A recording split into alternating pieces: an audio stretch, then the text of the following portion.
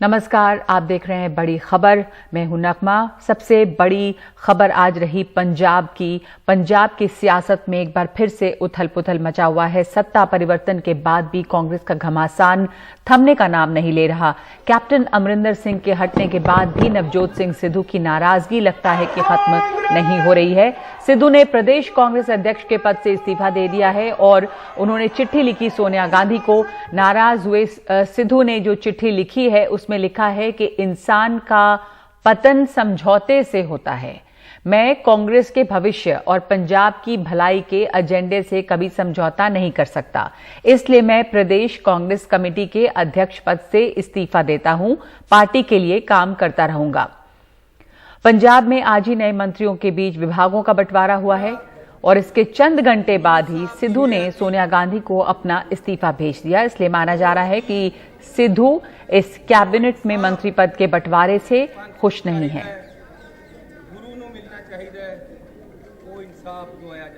लेकिन जैसे ही नवजोत सिंह सिद्धू का इस्तीफा हुआ, जब उन्होंने चिट्ठी भेजी, उसके बाद कैप्टन अमरिंदर सिंह ने ट्वीट किया और ट्वीट करके उन्होंने कहा कि मैंने आपसे कहा था कि ये स्थिर आदमी नहीं है और ये सीमावर्ती राज्य पंजाब के लिए सही नहीं है।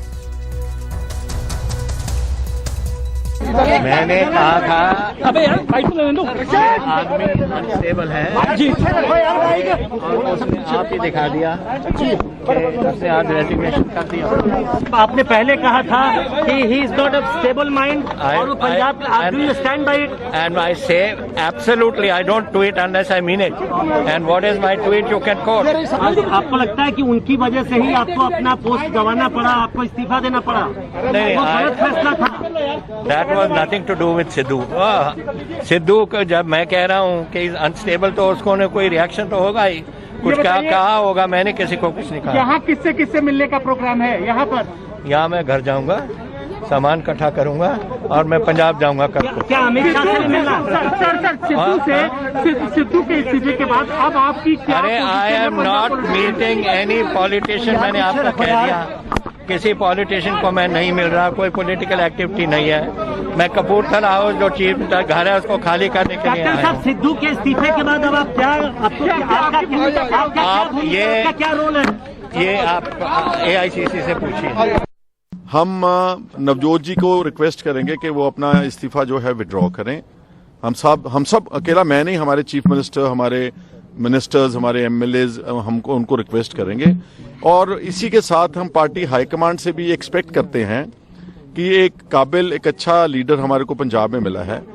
इनकी आप जो ग्रीवेंसेज हैं उसको रिड्रेस करें। अगर इनके कुछ इश्यूज हैं, कोई ऐसी बात नहीं है पॉलिटिक्स में जो मानी नहीं जा सकती या जिस चीज का कोई सोल्यूशन नहीं है, तो हम उम्मीद करते हैं कि पार्टी हाईकमांड भी इनके इश्यूज को फ्लैग करेगी, उसका रिड्रेसल करेगी।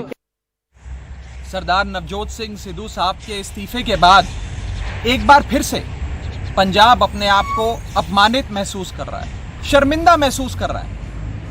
इन लोगों ने, कांग्रेस पार्टी ने पंजाब का बेड़ा गर्क करने में कोई कसर नहीं छोड़ी। इन्होंने पंजाब की सरकार को, पंजाब के प्रशासन को एक गंदा मजाक बना दिया। पंजाब में कांग्रेस एक दलदल में फंसी हुई लगती है। ये तो है कि पंजाब में कांग्रेस में अजीब सी उथल पुथल है और पंजाब की कैबिनेट मंत्री रजिया सुल्ताना ने भी इस्तीफा दे दिया है। मलेरकोटला से विधायक हैं रजिया सुल्ताना। उन्होंने सिद्धू के समर्थन में इस्तीफा दिया है। उनका कहना है कि सिद्धू पंजाब के लिए लड़ रहे हैं। हाई कमांड ने किया जो भी किया, ठीक है, नहीं हाई कमांड ने किया। और बाकी जो बातें हैं, मैं ये फिर से आपको ये बता रही हूँ कि नवजोत सिद्धू जी बसुल्लों के आदमी हैं, उनको कोई लालच नहीं है और वो पंजाब और पंजाबियत के लिए लड़ रहे हैं।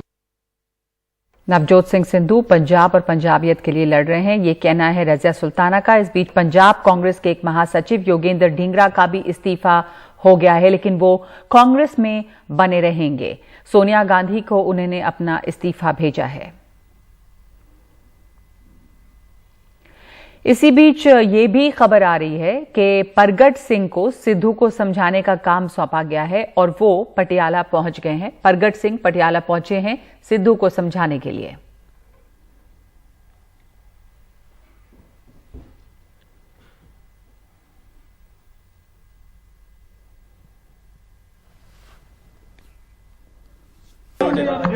यार एक कमेंट यार भाई जी थोड़ा पीछे हो जाओ। भाई जी क्या कहना चाहोगे बरगट सिंह जी इस्तीफे के ऊपर, क्या कहना चाहोगे? यार मिलता लैंड दो यार, कुछ नहीं कहना चाहता।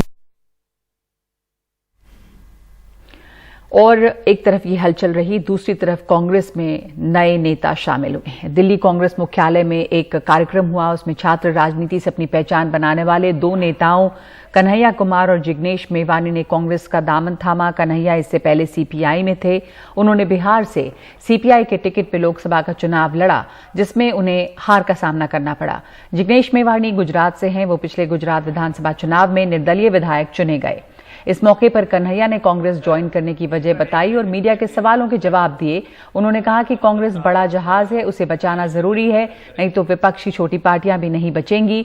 और अपने खास अंदाज में बीजेपी पे हमला भी बोला। और मैं अब अनुरोध करूंगा,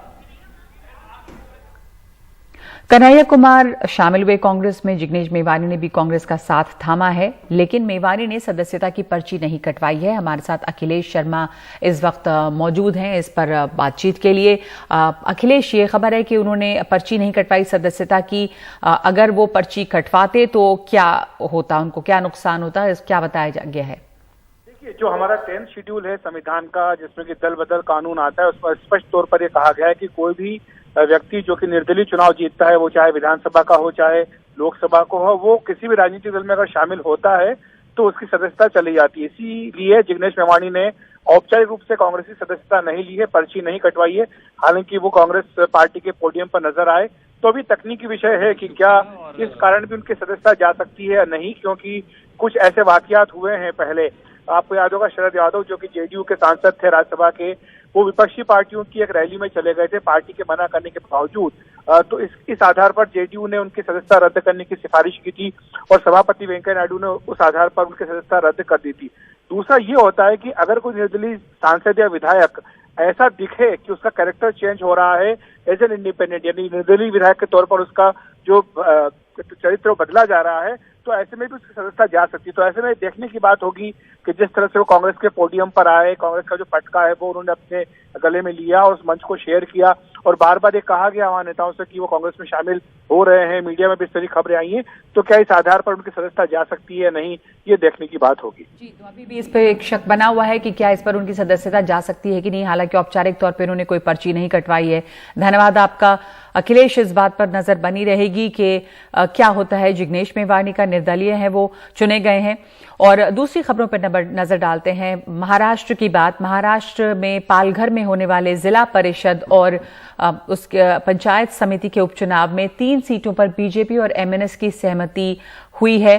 क्या दोनों पार्टियों के कुछ भावी गठजोड़ का ये संकेत देता है? ये सवाल उठ रहा है, क्योंकि बिना वरिष्ठ नेताओं की सहमति के ये इस स्तर पे, यानी कि जिला या पंचायत स्तर पे भी ये गठबंधन नहीं हो सकता था बिना सहमति के। महाराष्ट्र बीजेपी अध्यक्ष चंद्रकांत पाटिल और एमएनएस प्रमुख राज ठाकरे के बीच 6 अगस्त को हुई इस मुलाकात को सदिच्छा भेंट का नाम दिया गया। लेकिन अब पालघर के जिला परिषद और पंचायत समिति उपचुनाव में 3 सीटों पर दोनों पार्टियों की आपसी सहमति को क्या कहेंगे? एमएनएस के महासचिव और प्रवक्ता वागीश सारस्वत इसे शुभ संकेत बता रहे हैं। महाराष्ट्र भर से ये मांग आ रही थी कि हमको कहीं किसी के साथ गठबंधन करना चाहिए, और सबसे पॉजिटिव पार्टी अगर कहीं नजर आ रही थी तो भारतीय जनता पार्टी नजर आ रही थी। राज साहब ठाकरे ने हर पदाधिकारी का, हर नेता का विचार सुना है और उसको पॉजिटिव लेकर के निर्णय करने की दिशा में बढ़ रहे हैं, और इसीलिए पालघर में स्थानीय नेताओं को इजाज़त दी गई कि आप आगे बढ़िए, और ये शुभ संकेत है। अच्छा ही परिणाम महाराष्ट्र को मिलेगा ऐसा हमको लगता है। लेकिन फैसला राज ठाकरे जी को ही करना है, महाराष्ट्र को लेके, यूपी को लेके वही घोषणा करेंगे। राज्य के बीजेपी नेता तो एमएनएस के साथ गठबंधन पर चुप्पी साधे हुए हैं, लेकिन केंद्रीय राज्य मंत्री और बीजेपी सांसद कपिल पाटिल ने साफ किया है कि बीजेपी उम्मीदवार को जिताने के लिए राज ठाकरे की मदद लेने में हर्ज नहीं।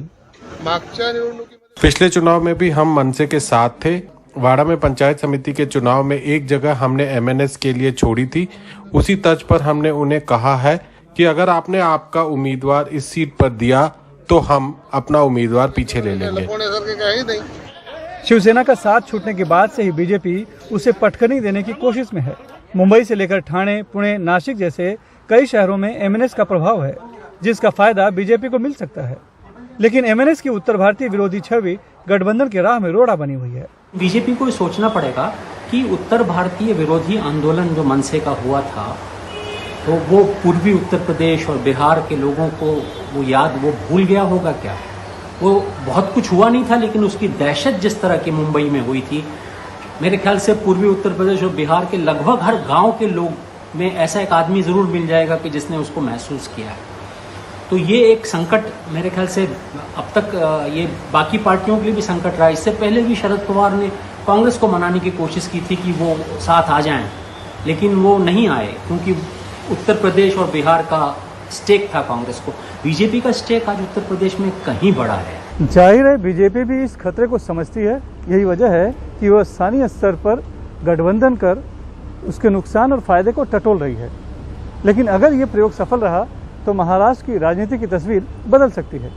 मुंबई से कैमरामैन प्रवीण रोहित और अपने सहयोगी सोहित मिश्रा के साथ सुनील सिंह, एनडीटीवी इंडिया के लिए। और अब गाजियाबाद की एक तस्वीर। गाजियाबाद में नेशनल हाईवे पर वेव सिटी के सामने ये जो आग का गोला आप देख रहे हैं, ये एक जलती हुई गाड़ी है। ये गाड़ी आग का गोला अचानक बन गई और कार सवार जो लोग थे उन्होंने कूदकर अपनी जान बचाई। बताया जा रहा है कि गाड़ी में 4 लोग थे जो मेरठ की तरफ जा रहे थे। तभी अचानक वेव सिटी के सामने गाड़ी से धुआं निकलने लगा और गाड़ी में आग लग गई। कार सवार लोगों ने गाड़ी को किनारे किया, गाड़ी से कूदे। देखते ही देखते गाड़ी आग का गोला बन गई। आग लगने की वजह से हाईवे पे एक लंबा जाम लग गया। और अब बात बेंगलुरु की। बेंगलुरु शहर के बीचों बीच खूबसूरत अलसूर लेक के रखरखाव की कमी साफ झलक रही है। लगातार बारिश के बावजूद पानी का रंग बता रहा है कि ये झील कितनी प्रदूषित है। और नेशनल ग्रीन ट्राइब्यूनल की समिति ने सरकार को की 3 संस्थाओं पर 24 करोड़ रुपए का जुर्माना लगाने की सिफारिश की है। अलसूर लेक में पड़ा ये कचरा सिर्फ पानी के साथ नहीं आया है, बल्कि बाहर से भी लाकर फेंका गया है। अलसूर लेक में बढ़ते प्रदूषण के लिए एनजीटी की एक समिति ने सरकार की 3 संस्थाओं पर जुर्माना लगाने की सिफारिश की है। इनमें मद्रास इंजीनियरिंग ग्रुप, बीबीएमपी और राज्य सरकार का जल सीवरेज बोर्ड शामिल है। इन तीनों एजेंसियों पर दूसरी संस्थानों के साथ अलसूर लेक की देखरेख और इस्तेमाल की जिम्मेदारी है। Each and every one of these lakes is polluted. हर एक झील इस शहर की पूरी तरह से प्रदूषित है। इसी तरह से एनजीटी अगर जुर्माना लगाती रहे तो इन संस्थानों से दंड के तौर पर वसूली गई रकम झीलों को बेहतर बनाने में इस्तेमाल की जा सकेगी और एजेंसियों को भी चेतावनी मिलेगी कि कोई भी कानून से ऊपर नहीं है, चाहे वह सरकारी संस्थाएं ही क्यों न हो। भले ही एनजीटी अब कड़े फैसले लेने का इरादा जता रहा हो, लेकिन लंबे समय से अलसूर झील लगातार प्रदूषण की चपेट में रही। 2016 के मार्च में बड़ी तादाद में मछलियां झील के किनारे पर मरी हुई मिली। इनमें छोटी बड़ी सभी तरह की मछलियां शामिल थी। ये प्रदूषण का नतीजा था। कभी ये शहर अपनी हरियाली और झीलों के लिए जाना जाता था। झीलें अब सिकुड़ती जा रही हैं। इनमें प्रदूषण बढ़ता जा रहा है। झीलों की खस्ता हालत और अतिक्रमण के लिए अब एनजीटी के राडार पर बिल्डर्स के साथ साथ सरकारी संस्थाएं भी हैं। बेंगलुरु से कैमरामैन कुमार के साथ निहाल खिदवई, एनडीटीवी इंडिया।